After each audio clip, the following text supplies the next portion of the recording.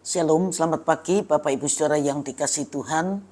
Sebentar kita akan mendengar renungan Manarema, tapi sebelumnya kita akan berdoa terlebih dahulu.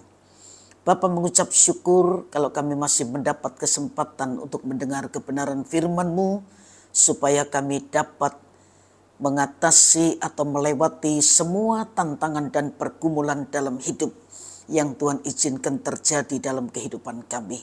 Berkati dan urapi hamba-Mu, berkati dan urapi semua yang mendengar kebenaran ini, sehingga baik yang menyampaikan maupun yang mendengar sama-sama beroleh berkat dari kebenaran firman Tuhan.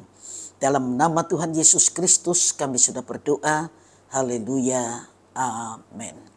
Bapak Ibu saudara sekalian, pagi ini kita akan sama-sama belajar sebuah kebenaran yang saya beri tema jalani prosesnya. Kejadian pasal 37 ayat 9 sampai ayat yang ke-11.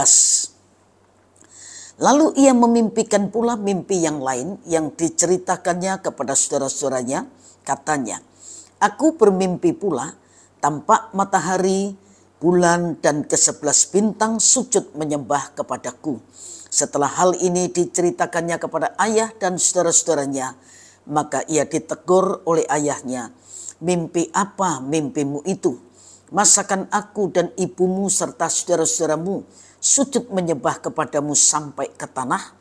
Maka iri hatilah saudara-saudaranya kepadanya, tetapi ayahnya menyimpan hal itu dalam hatinya. Bapak Ibu saudara sekalian, dalam hidup ini Tuhan bisa memakai semua peristiwa yang Tuhan izinkan terjadi dalam hidup kita untuk membawa kita ke puncak dan bukan untuk menghancurkan. Dan Tuhan tahu cara yang tepat untuk membentuk kita.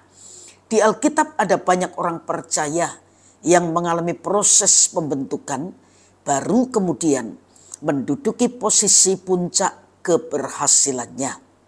Salah satunya adalah Yusuf yang melewati 3 proses pemurnian sehingga terbentuk menjadi pribadi yang indah. Yang pertama, proses dari kakak-kakaknya. Yusuf menceritakan mimpinya kepada ayah, ibu, dan kakak-kakaknya. Tetapi hal itu membuat kakak-kakaknya iri, sehingga Yusuf dibenci. Proses pemurnian dalam hidup Yusuf dimulai saat kakak-kakaknya tidak ingin mimpi atau visi yang diterima Yusuf menjadi kenyataan. Dalam proses menggagalkannya, mereka sempat merencanakan untuk membunuh Yusuf. Tapi akhirnya Yusuf dijual menjadi budak. Pada titik ini masa depan Yusuf terlihat suram. Tetapi hatinya sedang dibentuk untuk mengampuni kakak-kakaknya. Orang yang mau diangkat oleh Tuhan harus rela melalui proses yang menjadikannya sebagai seorang yang suka mengampuni. Matius 10:36 berkata, dan musuh orang ialah orang-orang seisi rumahnya.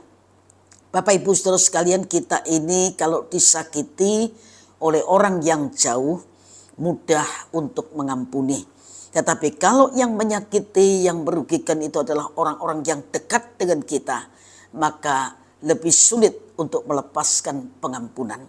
Tapi siapapun yang Tuhan pakai untuk mengasah karakter kita lewat apa yang mereka perbuat dengan menyakiti, merugikan dan lain sebagainya, kita harus tetap bisa mengampuni. Yang kedua, proses dari atasan. Kejadian 39 ayat 2 sampai ayat yang keempat menceritakan bahwa apa saja yang dikerjakan oleh Yusuf dibuat Tuhan menjadi berhasil. Saat Yusuf mulai menikmati kenyamanan di rumah tempat ia bekerja, di rumah Potifar, Yusuf sudah masuk ke proses berikutnya. Di dalam tahap ini, dia difitnah oleh istri Potifar majikannya. Yusuf yang hidup dalam kebenaran dituduh berlaku tidak senonoh, hendak memperkosa istri Potifar di tempat dia bekerja. Ketidakadilan di tempat kerja ini ternyata membentuk Yusuf untuk melepaskan haknya untuk tidak membela diri dan rela dianggap salah meskipun ia benar dan tidak melakukan kesalahan.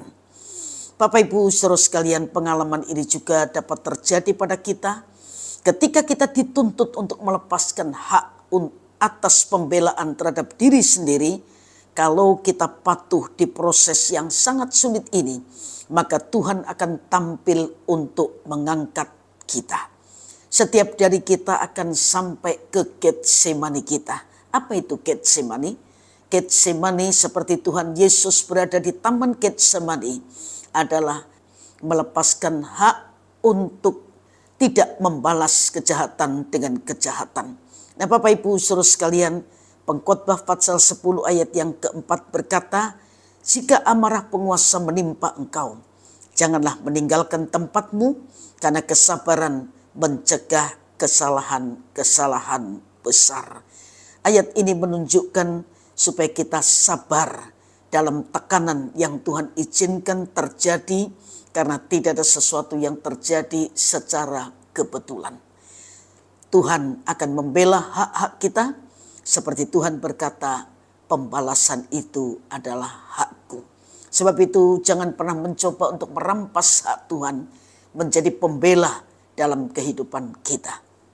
Yang ketiga, proses dari teman sepenanggungan.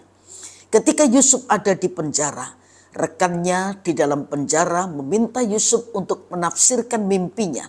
Dengan hikmat Tuhan, Yusuf menafsirkan mimpi juru minuman dan juru roti.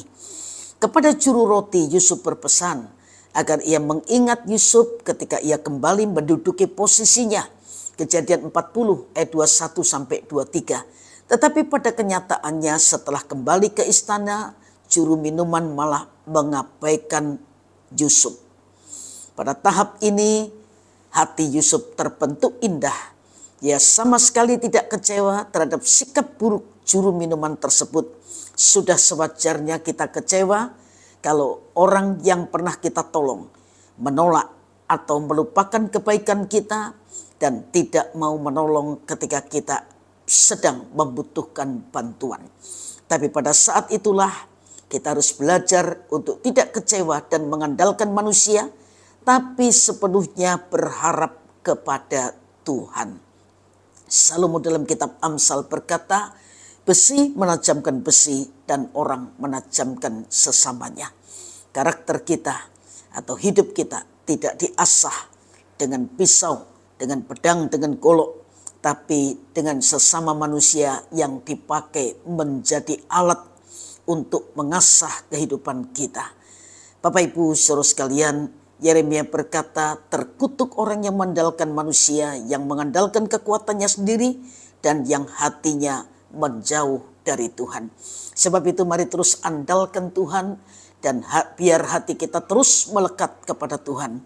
Proses pemurnian atau pembentukan itu memang sangat menyakitkan, sangat menyakitkan. Tetapi jika kita bertahan, maka kemurnian hati kita akan muncul dari dalam hidup kita. Sebab itu relakan diri kita dibentuk oleh Tuhan.